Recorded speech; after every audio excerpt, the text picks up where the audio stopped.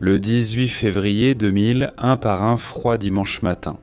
L'agent spécial du FBI Robert Hanssen a été arrêté par le gouvernement américain pour complot en vue de commettre un acte d'espionnage, ce qui allait provoquer une onde de choc dans toute la communauté du renseignement.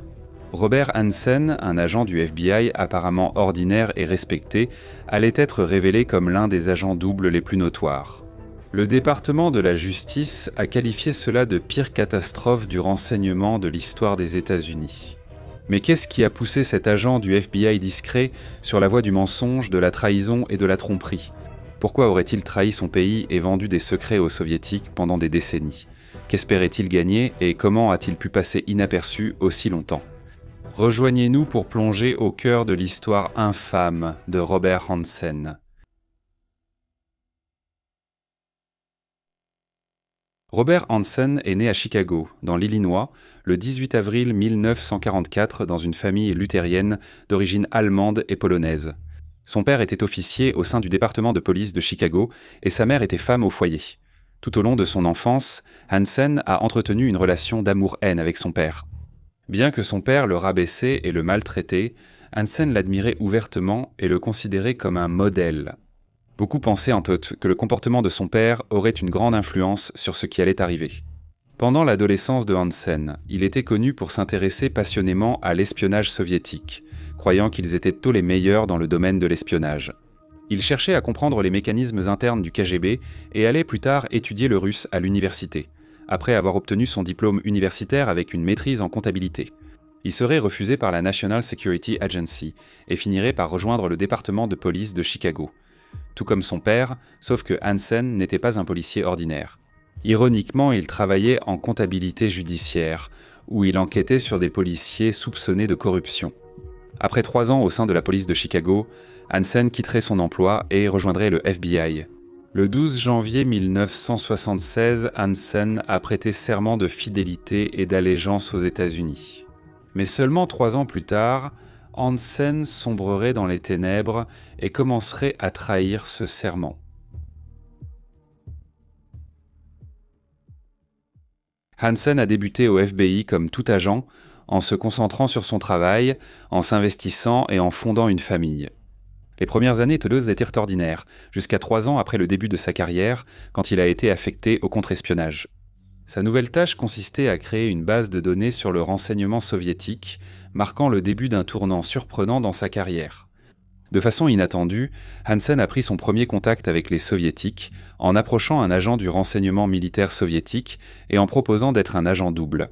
En 1979, il a livré anonymement un colis à un bureau commercial soviétique servant de façade au GRU, l'agence de renseignement militaire soviétique. Ce colis a révélé l'identité d'une taupe du FBI au sein du GRU. Au cours des 2 années suivantes, Hanssen a continué à vendre des informations aux soviétiques, gagnant environ 20 000 $. Les informations divulguées concernaient principalement les activités de surveillance du FBI et des listes d'agents du renseignement soviétique présumés.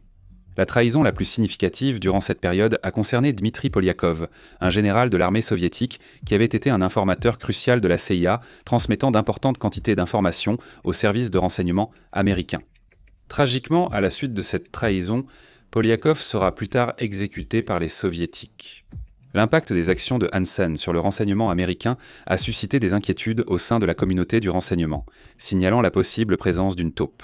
Cependant, il a réussi à échapper à la détection, en partie à cause des soupçons persistants entourant l'informateur de la CIA Aldrich Ames à cette époque.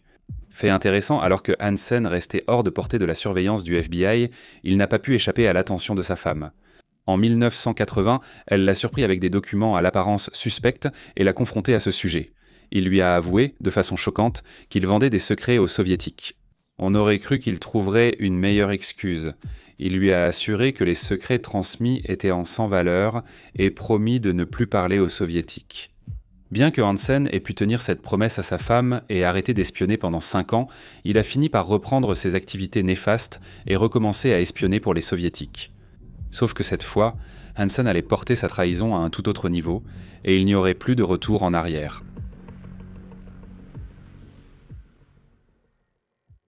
Bien que Hanssen soit resté discret et ait fait profil bas pendant environ 5 ans après la découverte de sa femme, il allait certainement rattraper le temps perdu. Par la suite, au fil de ces années, il a été muté à des postes qui lui donnaient accès à des informations plus sensibles et vitales. En 1981, il a été muté à l'unité budgétaire de la division du renseignement du FBI à Washington, D.C.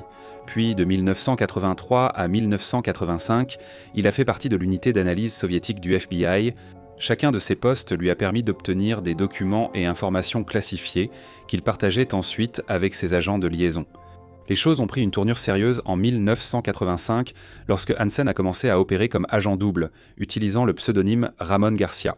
Dans ce rôle, il a continué à livrer des documents et fichiers informatiques, révélant les activités de renseignement et contre-espionnage des États-Unis sur leur sol et à l'étranger. Les informations qu'il a fournies ont conduit à l'identification et à la capture de plusieurs agents doubles au sein du système de renseignement soviétique, dont au moins 3 ont été arrêtés et exécutés, en raison de ces fuites. Pour ces efforts, les Soviétiques ont versé à Hansen une somme modeste de 500 000 $ ainsi que quelques bijoux. Encore une fois, Hansen a eu de la chance et a échappé à la détection pour avoir divulgué ces 3 individus, car il ne le savait pas. L'informateur de la CIA, Aldrich Ames, l'avait devancé et avait déjà divulgué leurs informations plus tôt cette année-là, car le FBI tenait Ames pour responsable de la fuite. Hansen n'était ni suspecté ni enquêté, ce qui a renforcé son ego et l'a poussé à poursuivre ses activités de double agent. 2 ans plus tard, en 1987, Hansen serait rappelé à Washington, D.C., chargé d'une mission très importante, étudier toutes les infiltrations connues et supposées du FBI. Vous voyez probablement où cela mène. Robert Hansen était essentiellement chargé de se rechercher lui-même. Comme on pouvait s'y attendre, Hansen prit grand soin de ne pas se dévoiler au cours de son enquête. Mais le comble, c'est que, non seulement il manipulait le FBI comme des imbéciles, mais il a remis toute son étude au KGB en 1988. Plus tard cette année, les choses commenceraient à le rattraper. Hansen serait cité dans un rapport gouvernemental pour avoir gravement violé la sécurité en divulguant des informations secrètes à un transfuge soviétique. Lors d'un débriefing, les agents travaillant pour lui dans cette affaire ont en fait signalé la violation à un superviseur, mais pour des raisons inconnues, aucune mesure n'a été prise. Probablement parce qu'il n'était pas encore suspecté comme agent double, mais la situation allait changer pour Robert Hansen. Son arrogance croissante, combinée aux arrestations d'autres agents doubles et espions présumés, a attiré l'attention sur ses actions. Alors qu'il poursuivait ses activités de trahison, il est progressivement devenu une cible. Le début de la fin de la trahison de Hansen a été enclenché lorsque les conséquences de ses choix ont commencé à le rattraper.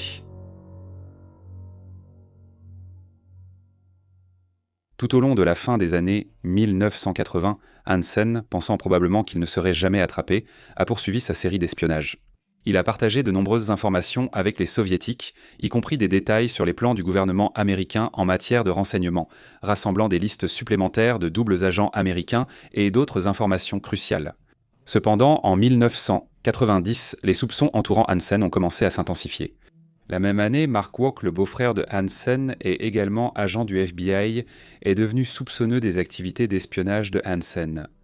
La révélation est survenue lorsque la femme de Hansen, qui était aussi la sœur de Walk, l'a informé de la découverte d'un dossier contenant de l'argent liquide sur une commode dans la maison des Hansen.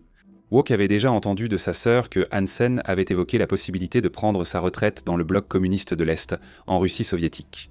En combinant ces informations avec le fait que le FBI recherchait activement une taupe, Walk décida de recommander au FBI d'enquêter sur Hansen. Malheureusement, son supérieur n'a donné aucune suite à sa recommandation. Une fois de plus, Hansen est devenu de plus en plus audacieux. Après l'effondrement de l'Union soviétique en 1991, Hansen s'est approché effrontément du GRU à l'ambassade de Russie en personne et s'est adressé à l'un de ses officiers dans un parking souterrain. Avec un paquet de documents à la main, il s'est identifié par son nom de code soviétique, Ramon Garcia, et a offert ses services en tant qu'espion. L'officier abordé ne reconnaissait pas le nom de code et l'a envoyé promener. Suite à cet incident, les Russes ont adressé une protestation officielle au département d'État américain. Même si Hansen a littéralement montré son visage, divulgué son nom de code et révélé son affiliation au FBI, il a miraculeusement échappé à la détection et à l'arrestation. Lorsque l'enquête sur l'incident n'a jamais progressé, Hansen a continué à prendre des risques jusqu'au début des années 90. À plusieurs reprises, il a éveillé des soupçons par ses comportements étranges et a souvent été la cible de petites enquêtes liées à ses actions bizarres. Il a piraté l'ordinateur d'un collègue agent du FBI, provoquant une enquête qui n'a abouti à rien. Et même une taupe du FBI condamnée a dit au FBI qu'il soupçonnait Hansen d'être un espion. Avec l'arrestation d'Aldrich Ames en 1993, les États-Unis pensaient avoir éliminé l'une de leurs plus grandes taupes et sources potentielles d'informations transmises aux Soviétiques. Cependant, certaines informations divulguées étaient impossibles à relier à Ames, ce qui a poussé à poursuivre la recherche d'autres sources de fuite. Malheureusement, cela a conduit les enquêteurs à soupçonner à tort l'officier de la CIA Brian Kelly, qu'ils pensèrent être responsable des fuites de Hansen après l'incident du parking. Hansen est resté sans contact avec les Russes pendant 8 ans, sa plus longue pause à ce jour. Pourtant, il n'a pas pu s'en empêcher. Sa décision de revenir en tant qu'agent double finirait par causer sa chute.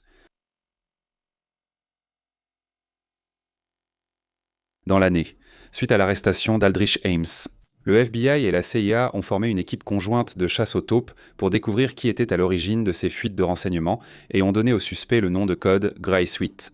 Hansen étant resté discret pendant 8 ans, il a échappé à l'attention, mais l'équipe conjointe blanchissait les suspects un à un. En 1999, après près de 8 ans d'inactivité, Hansen a repris ses activités de double agent. Il a rétabli le contact avec le SVR, le successeur du KGB.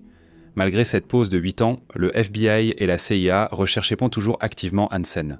Un moment crucial s'est produit en 2000, lorsque le FBI et la CIA ont obtenu des documents russes authentiques impliquant un espion américain ressemblant à Hansen.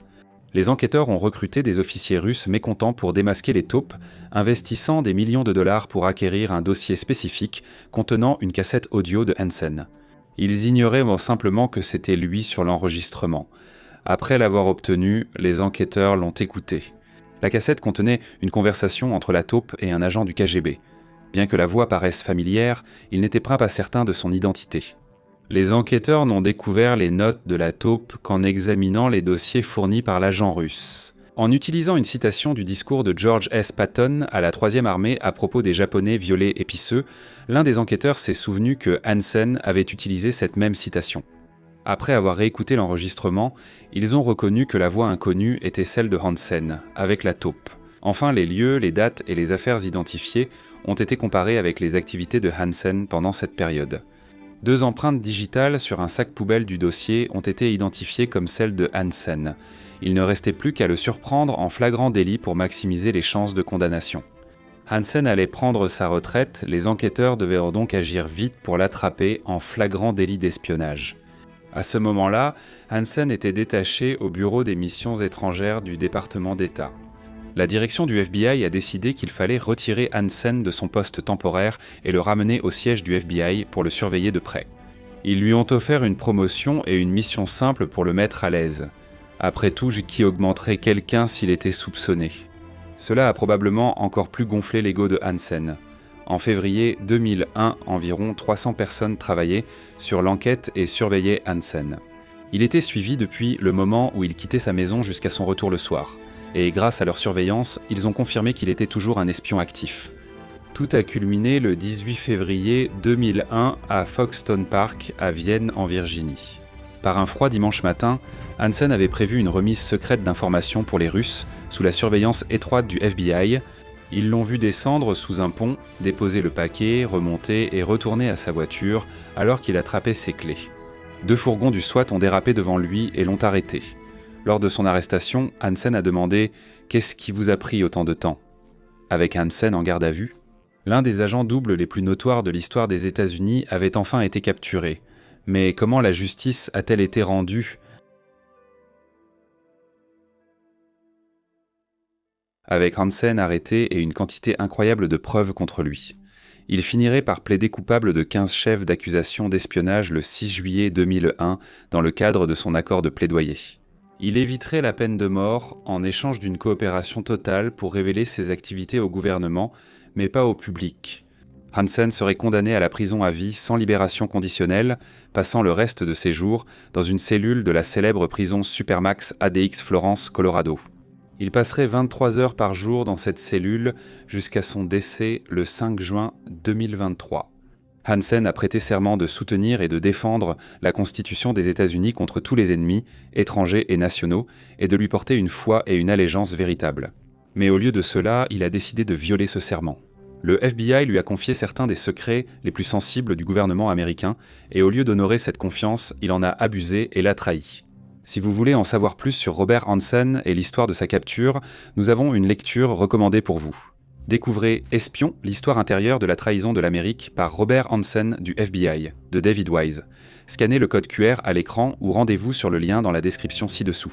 Si vous aimez ce type de vidéo d'histoire, regardez celle sur Red Cell, l'unité ayant mené à l'arrestation du fondateur de la SEAL Team 6, Richard Marcinko. Scannez le code QR à l'écran ou rendez-vous sur le lien dans la description ci-dessous, ainsi que sur nos comptes de réseaux sociaux. Voilà, c'est l'essentiel de l'histoire tristement célèbre de Robert Hanssen. Si vous avez appris quelque chose grâce à cette vidéo, n'oubliez pas de nous mettre un like et de vous abonner à notre chaîne. Comme toujours, merci de nous avoir regardés. Est-ce que vous voulez vraiment être ici ?